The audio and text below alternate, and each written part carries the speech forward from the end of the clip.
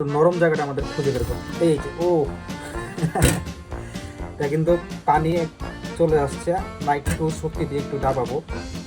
হ্যাঁ, তারপর হচ্ছে দেখেন এটা জাস্ট ঘোরালেই চলবে। এই যে একদম একটু কাছ থেকে দেখেন। হ্যাঁ, এই যে আমি কিন্তু ঘোরাচ্ছি, এই যে ফুটা হয়ে গেছে,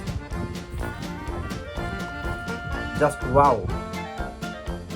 আজকে আমরা সরাসরি দেখাবো এই প্রোডাক্টটা দিয়ে কিভাবে আপনি ডাব ফুটা করতে পারবেন। আমরা কিন্তু প্রায় আমাদের অফিসে ডাব নিয়ে সেটা দিয়ে ফুটো করে খাই। তো আজকে আমরা এটা দেখাবো। অনেক কাস্টমার আমাদের কাছে জিজ্ঞাসা করে, ভাই এটা স্ট্রং নাকি, এটা স্টেনলেস স্টিল নাকি। আজকে একদম কাছ থেকে আমরা দেখিয়ে দিচ্ছি অরিজিনালি।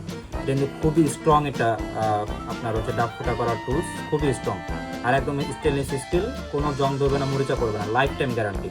তো আজকে আমরা এটাতে ডাব ফুটো করবো। চলেন আজকে দেখিয়ে দিই কীভাবে আসলে এটাতে ডাব ফুটা করা যায়। তো এই যে আমাদের একটা ডাব দেখতে পাচ্ছেন, এটা কিন্তু খুব বড় সড়ো একটা ডাব আমরা কিনে নিয়ে আসছি।